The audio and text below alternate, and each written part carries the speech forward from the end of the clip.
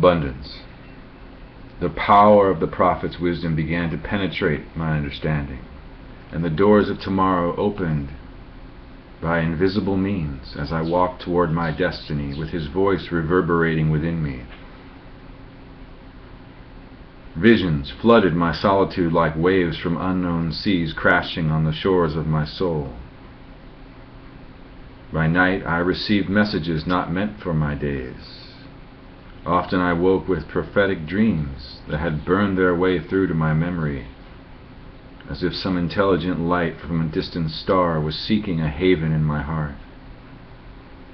Though I was unable to fully voice these love songs passing on the wind, their taste was upon my tongue, and they left a smile upon my lips. When I did speak, the faint echo of their murmur could be heard beneath my breath. In this way, I became known as one who communes with spirits of another world, and soon I was looked upon as a spiritual teacher and healer. For many years I went wherever I was invited, traveling from place to place, offering healing and teaching the ways of love and spiritual awakening. Eventually I found my home in Hawaii, where people were quick to accredit me with mystical powers. Some said I lived in their sleepless memory, visiting them with messages in the night. Several were of affluent means, and as they prospered, they rewarded me generously. My pockets overfilled with abundance, and my investments multiplied. I acquired a sizable fortune that included a beautiful estate where I began to build a spiritual retreat center with an ever-expanding vision for the future. As my wealth grew, so did a puffed-up feeling of self-importance. The more I was offered, the more I wanted. The more I was given, the more I needed. I endured a flawed version of the man I aspired to be. A hollow chill made me mindful of my pride, feeding on my followers. I longed for the warmth of an unpretentious life. When at last I gazed into the mirror, the penetrating presence of the prophet reflected back at me. His words of wisdom found their way to my weakness. You came into this world with fists clenched with the purpose of opening. Your emptiness would have you fill your life with substance, but you know little of the source that will satisfy your discontentment. So you cling to things in compensation for your spiritual poverty. As your fate unfolds, your dominion grows in kind. All things are added unto you according to your maturity. But nothing is for your keeping, for you belong not to the world of things. Thus, seek not artificial wealth, for only a fountain in your heart can satisfy your thirst.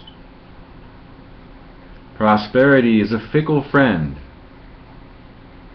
who can rob you of your virtue, and you are never so vulnerable as in times when the streams of affluence and fame overflow your wishing well. Beware the effects of good fortune, for that which you possesses you, and so has the power to destroy you.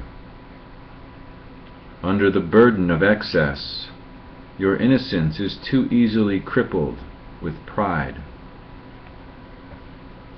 And as you amass assets, you amass anxiety in proportion. Thus, you rise with success and fall in misfortune according to your attachments. In this muck, you must build the foundation of your character. But nothing so belittles your character as an obsession with wealth or the desire to be admired. To seek a higher life by enhancing anything above your heart's disposition is a futile endeavor. Think not that only the sun-bathed peaks of prosperity are worthy of your favor, for rare blessings appear as well in unadorned deserts. Virtue is a modest friend who would lead you empty-handed through sequestered valleys to a life spring of simple joys. If you snub the virtuous life in pursuit of extravagance, your journey will beget trouble at every step. For just as pouring ink into your well taints it black, pure pleasure is polluted by desire. But, at last, nothing is so foul that a touch of innocence cannot make it pure again. Prosperity need not hinder your progress, nor can renunciation elevate your goodness. It is your weakness that worships wealth, and so must you exercise your strength to serve a greater good. In truth, it is life that serves you as an honored guest in this elusive palace of time.